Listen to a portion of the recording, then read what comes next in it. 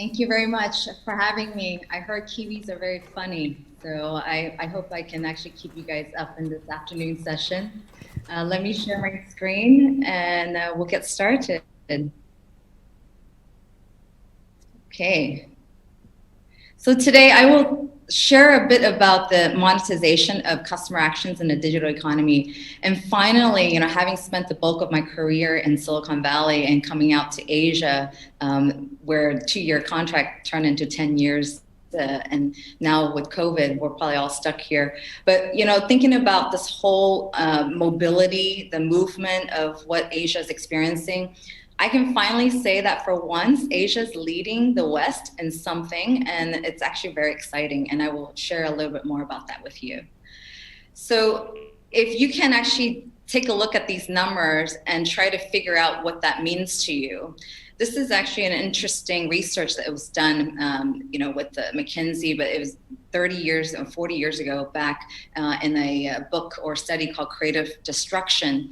And back then, the lifespan of large enterprises in 1958, you can actually survive 61 years.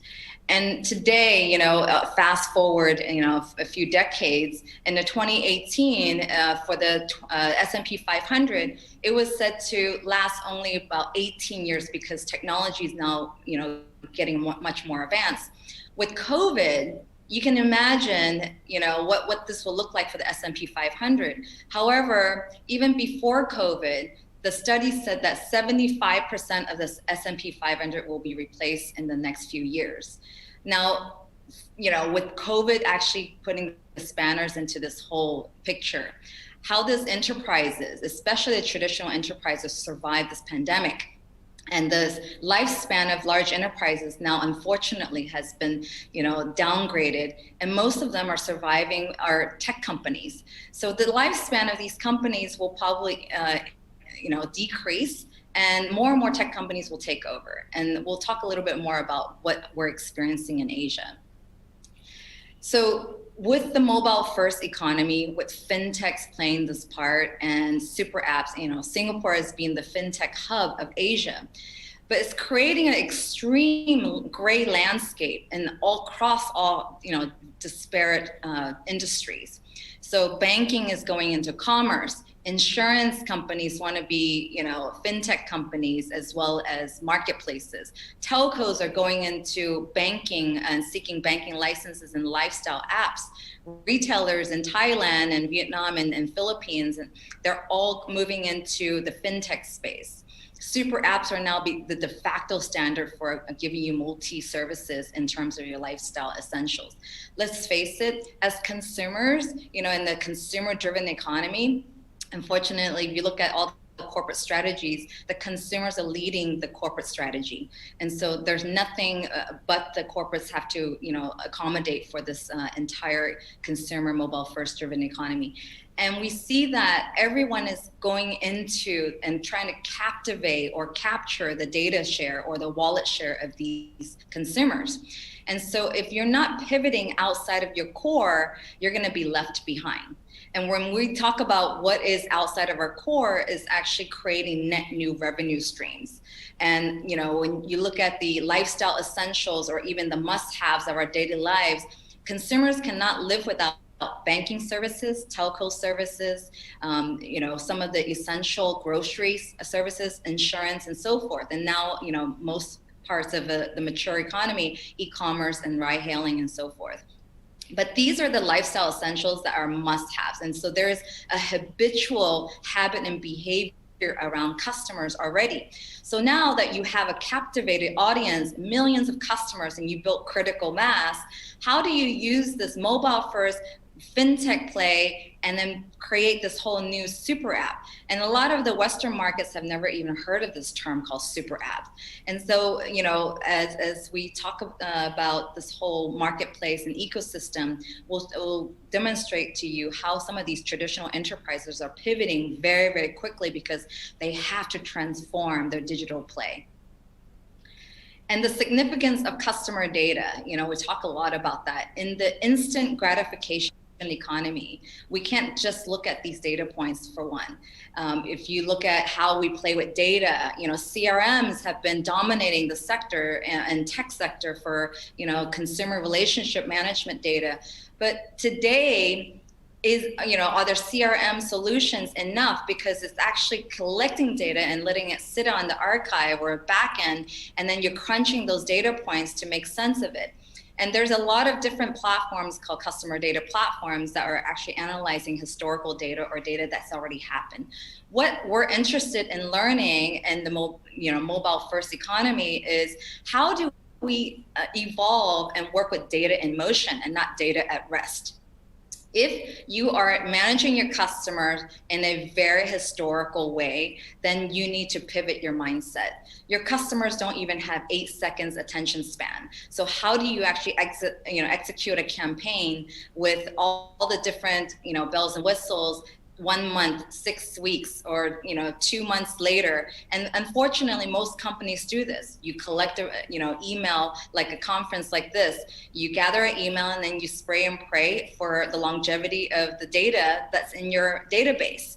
And so this is the whole spray and pray approach that won't work. And so these metrics today are highly measured based on what we actually call it data in motion. If you can actually measure the success of your customer experience and data points around some of these metrics while data is in motion, that's where it gives you criticality and give you relevance.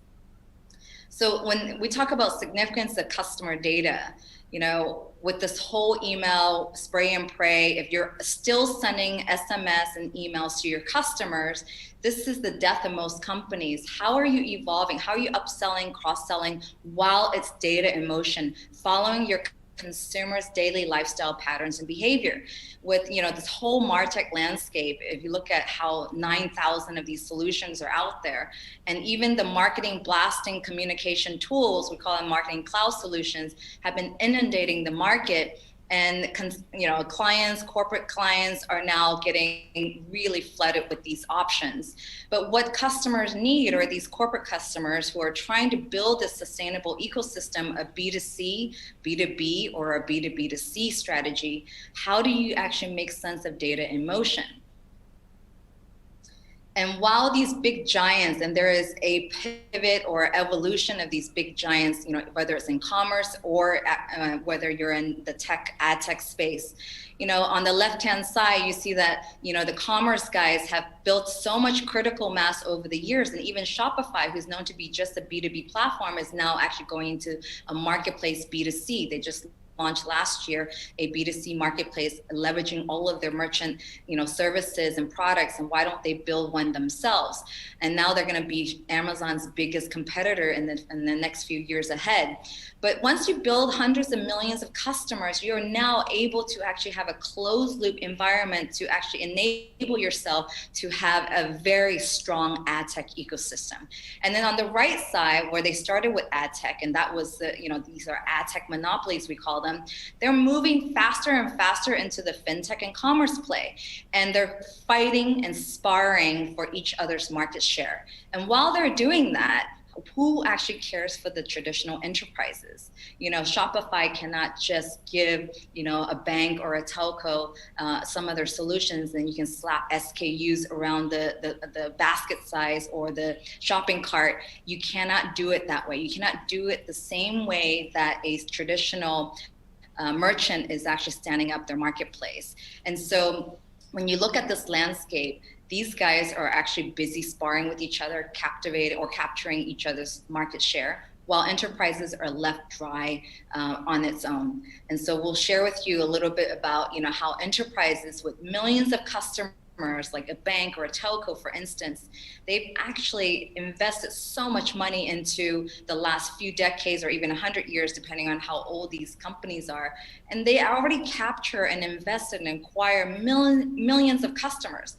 They don't need another $100 million or $1 billion of investment to actually increase their acquisition strategy. What they're looking at is, how do I actually fix engagement, and how do I monetize and build this ecosystem or marketplace to monetize on the millions of customers I already have? I don't need to go through the whole evolution that Amazon or some of these, Shopee, Lazada, Alibaba's ecosystem and their lifespan to acquire the whole consumer play. And so now they have customers, they have to build that whole ecosystem. And when you look at GDPR and data sovereignty as a very big challenge for a lot of companies or a lot of national geopolicies, when you now put the lens into Asia, it's still, having that whole motion. The government is catching up, and data sovereignty, they want all the data on soil. China has been the first to move on that. And, having worked with Australians and, ANZ region, you guys actually treat data sovereignty extremely critical aspects of protecting your customer and your citizens' privacy.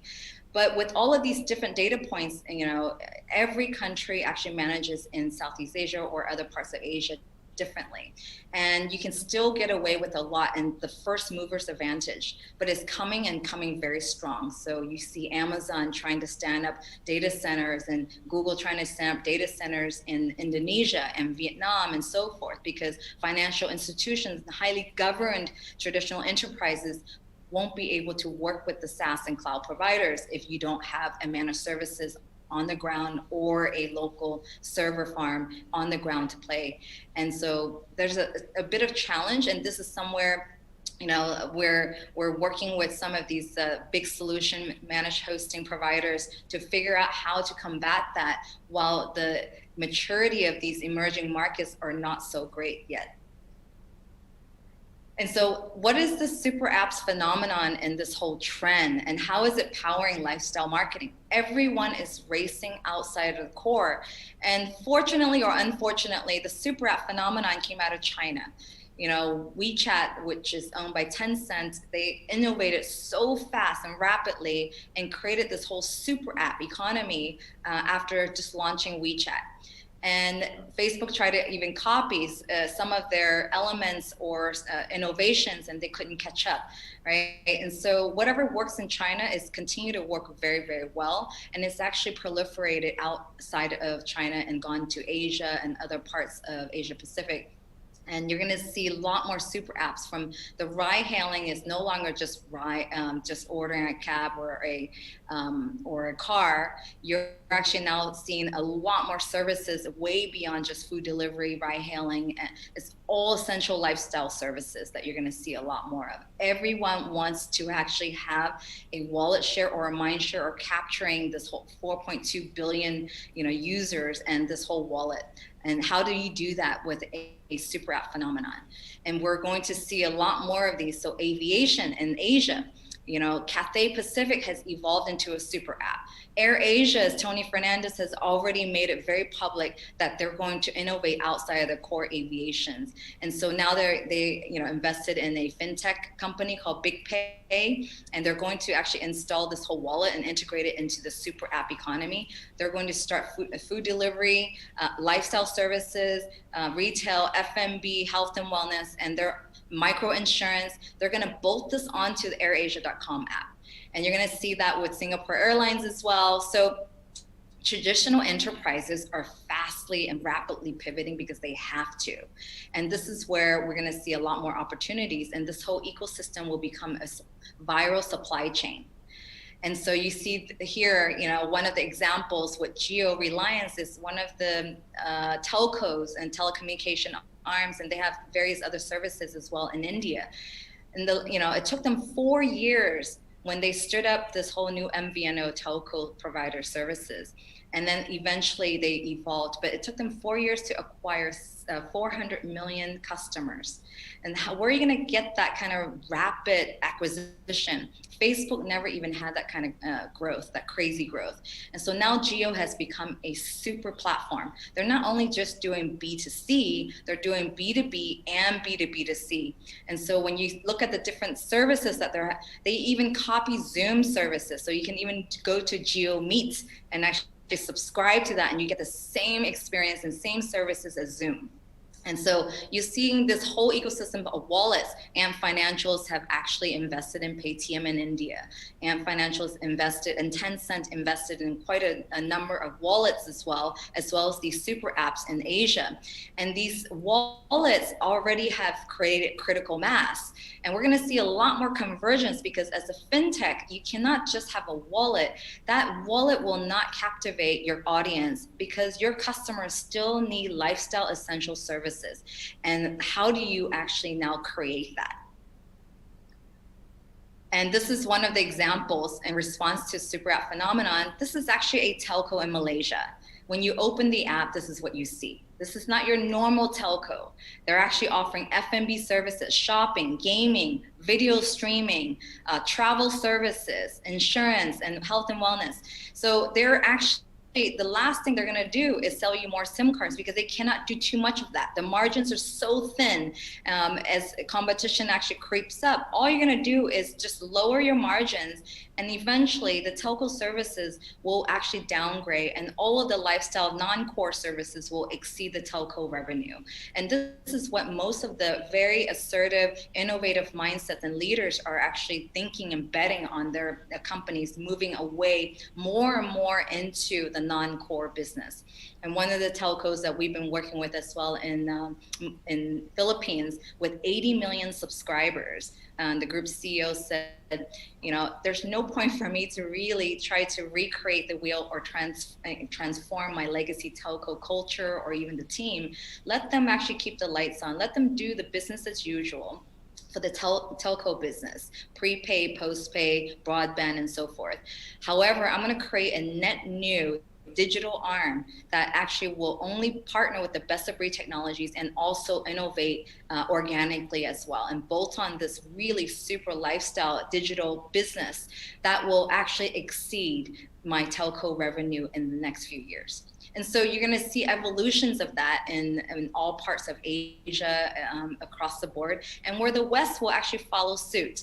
And so, DBS is one example where they have a fintech wallet called Payla, and they have a separate lifestyle app called, DBS Lifestyle. This is the largest bank in Asia right now. And so they're consolidating the fintech as well as the lifestyle app into one unified app, but their core banking app is still separate. But UOB, one of the regional banks here, headquartered in Singapore as well, they already have a unified app that has lifestyle, fintech, as well as core banking all into one app. And you can see that the different services that they are offering you is way beyond core banking. And here is Telstra, right? It's boring. No offense, but if you look at T-Mobile, you look at Verizon, all of the different Western telcos, you click on some of these entertainment, Telstra deals, it's still selling devices, SIM cards, networks, and data. It is not selling lifestyle. And so it's very unengaging. It looks extremely static. And who wants to go back for more? And so the whole point is, if you have millions of customers, how do you cross-sell and upsell your base with lifestyle partnerships? So you have to create new business partnerships and business models around your ecosystem so that you can offer more services and options for your customers. Otherwise, your customers will leave to the new MVNOs that actually could stand up. Circles is actually coming out to Australia and trying to build a business. Circles.life is a Singapore-founded MVNO that is founded by some young guys, ex-McKinsey, ex-BCG guys. And they are now entering into various markets like Taiwan and Australia. And how are they going to now become a lifestyle first MVNO, and then everything else about SIM cards and data usage is secondary? But they're going to use the foundation of that to fuel and drive extra services and acquisition. So this is how this whole play, if you don't have an ecosystem, you will actually die a slow death as a large traditional enterprise. So when you look at the landscape, most banks or all these different enterprises have been trying to solve the B2C. Let me engage them. Let me send more emails, SMS. Let me engage them from the app. And figure out how to monetize on that. But if you only have static businesses and you're only selling the core, your customers, and that's why churn is so high. No matter you're a bank or a telco, you cannot just sell more mortgages. You cannot sell more credit card deals, because this is where customers get fatigued of the same programs and offers over and over again. You have to figure out how to understand your customers' data in motion, their consumption behavior, their non-transactional behavior, and how do you actually put relevance into their lifestyle. And then on the right-hand side here, the market creation, how do you actually now, if you have millions of customers where you've traditionally only been focusing on B2C, and you have millions of customers, how do you actually partner with your ecosystem to create a coalition to create that whole super app economy? And this is what we're seeing here in Asia that's moving so fast, where you'll see more and more large enterprises building out and strengthening their B2C or B2B2C ecosystem. They're going to be tech companies in the next few years. They're going to start with the subscription economy and eventually also become ad tech platforms. If you can envision what a telco who has more data, the minute you launch your mobile app, or you wake up and you launch the first thing, whether it's a social media site or your emails, they know where you're going. And when you go into the e-commerce site, they know where you're going. And offline or online, they know where you're carrying your mobile app. And the whole geo cell tower, they know exactly where you are, what you're buying, what you're doing. So they have more data sometimes than Facebook alone. And as the governments are fighting these tech giants, the local companies will be more protected. And if the local telco with millions of customers actually expand their entire revenue model and market creation into becoming a super lifestyle app versus just a core telco app, they will have more data, and they will be able to actually have the same marketplace business model like an Alibaba or Amazon, as well as if brands want to now come in and market to their millions of customers, they will evolve into a ad tech platform as well. So if you can envision that, that is the whole point of how we're actually moving forward and really serving the large enterprises. And there's a play for all of us, whether you're an SME, a tech provider, or you're a tech giant yourself, or an enterprise. And so while these, on the left-hand side, these tech giants are sparring for each other's market share, there's no one really serving these traditional enterprises. And where the traditional enterprise is trying to innovate outside of their core, how do you help them? Because you can't just slap a few SKUs on their marketplace, like selling more mobile services or SIM cards or devices. There's only so many iPhones that you can sell to your customers, but your customers need an entire ecosystem of lifestyle options. And so this is where the race to become a marketplace will be making the whole relevance for and survival of these traditional enterprises. That will allow them then to create and monetize their own marketplace and develop new revenue streams.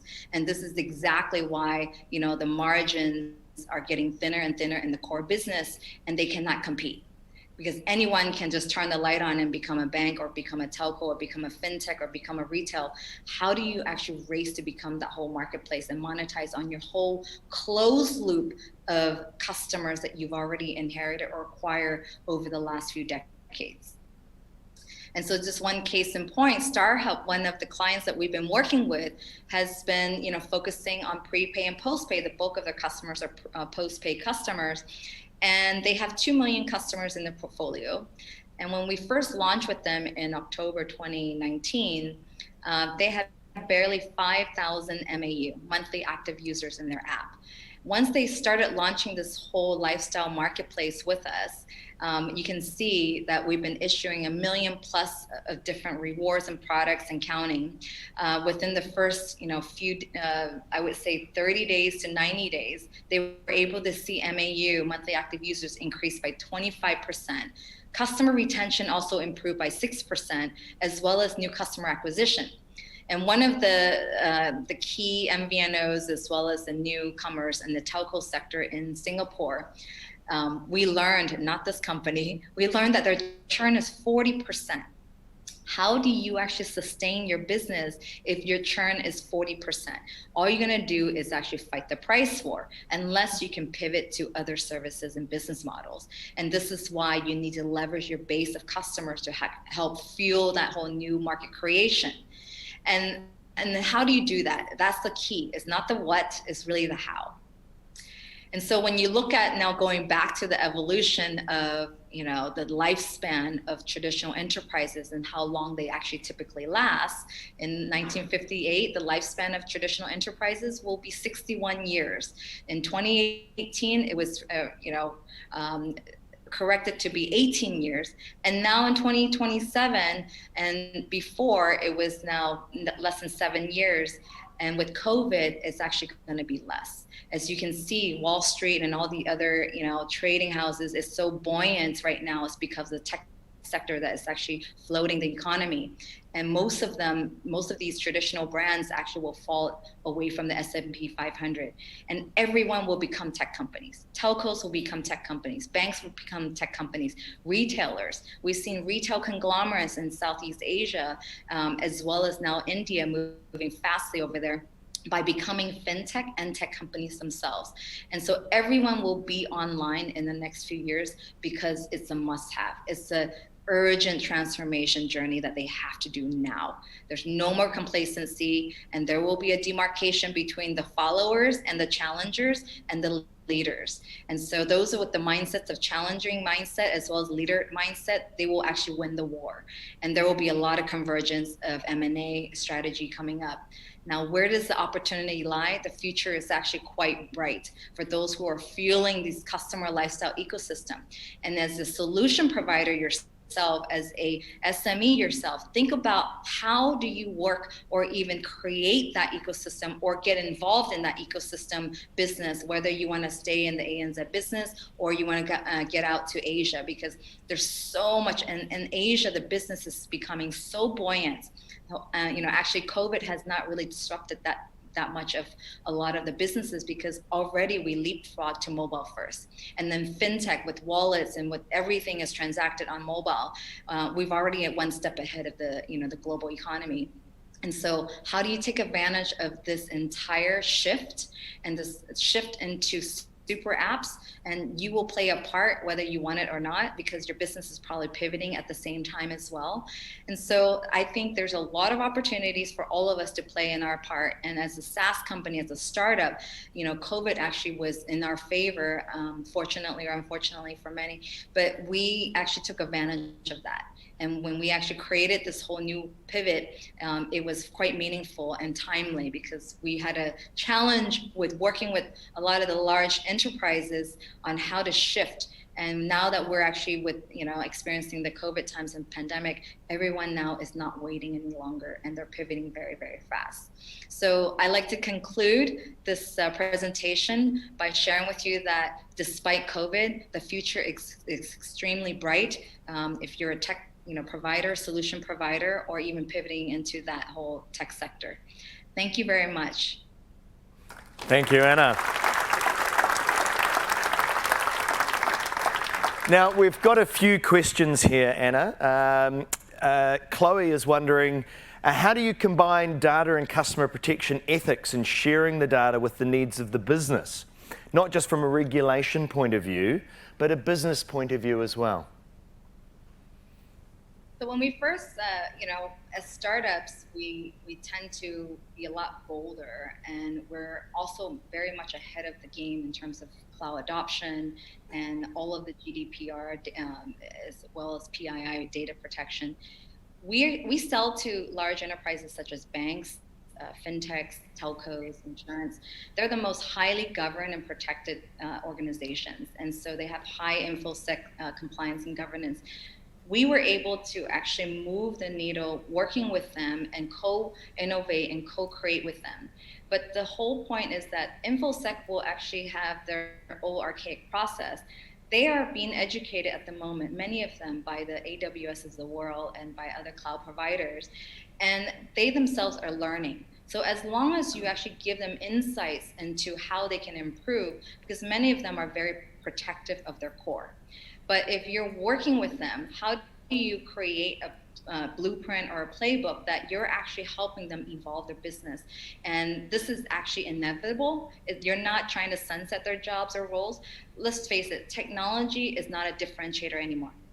And CIOs are scared shitless about their jobs and roles. Okay, there's not even an excuse or even a point to make, because many of them are just supporting the organization. What's true value is actually the front line now. Consumer-facing technologies, if you're really helping that, whether it's the back end actually optimizing or automating, technology is no longer really a differentiator. How do you actually help the insights about creating that ecosystem? If someone is trying to fight with you how important they are in the organization and stop you from innovating with them, you're actually selling to the wrong persona. Interesting. One other question that I saw come through from Tasneem: what impact do you see the discomfort? What impact do you see from the discomfort created by the Social Dilemma movie or the Cambridge Analytica scandal having on businesses trying to monetize that customer data? This is an interesting evolution, because if you see people, we want what we want, and unfortunately we're so addicted to those apps and devices already. They've already captured us. They're already telling us what to do. We wake up actually getting dictated by their AIs, and face it, like the first thing we look at is Gmail or our email or Facebook or any of the social networks. You're not going to stop. But what is evolving is that there's a lot more governance around and policies around how to protect that data and not let them let loose and become the holy grail and the monopolies of data points. Consumers always lose. However, in the digital economy, consumers are also winning, because many of the traditional brands are also capturing our wallet and mind share. They're going to become the new Facebooks of the world, the new ad tech giants. So how does your telco, who's highly governed in your country, actually protect you more than Facebook? How does a bank who's highly governed in your country, has more political support from your monetary authority and services and government, how do they protect your data better than a Facebook or a Google? And so you're going to see a lot more of this evolution, and we're going to pivot our mindset. However, we're still, because they're not moving fast enough, and look at your own telcos, they're so archaic, right? Unfortunately, that's what we're experiencing. You will not shut Facebook down or Google down. No one's going to shut that Instagram or TikTok down. And what about, that's great for all the social needs, but for the lifestyle needs, I should say, but as Ian's asked, what about the things that other people are deeply concerned about, the environment, climate change, biodiversity, ideas that don't have necessary monetary value? Just as the Social Dilemma talks about tech focusing on making money, how can these sorts of systems help us with global environmental needs and problems? Yes, so we talk a lot about AI for good, social impact, sustainability. A lot of the first thing that we talk to these companies is that they look at, how do I evolve away from driving, just the whole core business? How do I create more diversity and inclusion? So it's not just about social impact per se or sustainability. There's so many things that corporate actually need to do. One of the things is that it's based on leadership and based on the board. The board, unfortunately, have not been accountable for the last few decades, and we need to make them more accountable. And leaders who are sitting ducks, been, last 10, 20 years in the same role, are not actually pushing the envelope. Why would they rock the boat if their big fat check is coming in? And so the whole leadership complacency is going to be the death of many of these companies. How do you work with the number 2, number 3 player who are hungrier? Right? Don't work with the leading guys who are complacent and you're constantly not getting, traction from them. Go with the hungry newcomers and go with the number 2, number 3, number 4 guys who will probably exceed some of these leaders in the marketplace. And this is the strategy for, how we actually sell from a startup mindset. And we're doing quite well with that. Okay. How do we avoid saturation in the lifestyle app space? Is there room for every business to expand into this, in your opinion? Well, none of your traditional enterprises are doing that right now, so that's not even an argument. I would love to try to do that first, and then let's revisit that. The only social lifestyle app you have is your Facebook and your Instagram and other marketplaces. Some of the e-commerce guys are dominating as well. There is not one traditional enterprise in the West that's trying to become a super app yet. and they haven't evolved because of the archaic, mature, conservative mindset. Because Asia has no foundation or tech debt, or even legacy, they can leapfrog so fast. And so the more conservative, the more old or mature the company and mindsets are, you will actually see a much slower pace to innovate. But they might innovate differently. So let's see. I think Asia will become the de facto standard for super apps, and the West will actually follow. I actually will give you one example. I was selling to one of the global banks out of France, and they're a French bank headquartered in Paris. And the CIO said to me, when we presented to the head of the new CIO, who's like around 40, because he said, I'm going through an internal battle because I'm dealing with a lot of archaic mindsets myself, and it's a real big push. And let me figure it out, because by the way, what you're doing in Asia is already 5 to 8 years ahead of us. And so this is the complexity, and how do you actually work around? So you have to figure out where you want to focus on. I'm focusing on the fast, innovative, rapid mindsets that there's not much holding them back. If you have this boulder that's constantly dragging you down, you have to look at who are the new businesses, who are those ones who want to innovate faster that I can actually capture and co-innovate and co-create with. And so that's the mindset that we're working with. And Vaughan has asked, how much margin is available? At what point did the end providers get squeezed out as someone in the middle takes a cut? Well, if you're thinking about from a vendor perspective, selling into these companies, we sell them discounts, right? It's about how do you enter. So when you sell to the enterprise, for me, we're an enterprise software company. A lot of times you have to be very creative with your pricing model. Traditionally, we were selling into 500K ACV, annual contract value, 200K. But that was pre-COVID time, and the sales cycle would be 6 to 9 months, or even sometimes 12 months, depending on the size of the deal. We have realized that the shift in initiatives and the bottom line and the mindsets with COVID and the pandemic affecting every company, large and small, their bottom line is now getting squeezed. So how are you actually changing your pricing model and creatively co-work with them and have an entry point and have even more of a rapid entry point? Now my sales cycles are shorter and the ticket sizes are also smaller, but we're actually capturing logos. So you have to think about, are you shifting with the sign of times? Are you innovating your pricing model, your revenue model, business model in the sign of times? And so these are some of the things that we're working with. And probably the last question from me is, if a business is a small entity here in New Zealand but wanting to get into the Asian market and get involved with these super apps, how are they best to approach people about providing services?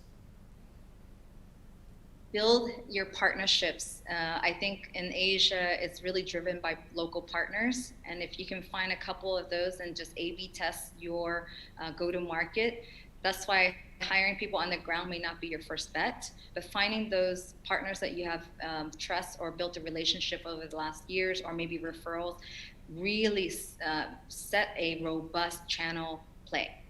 You're not going to win and you're not going to grow exponentially if you don't have that channel strategy.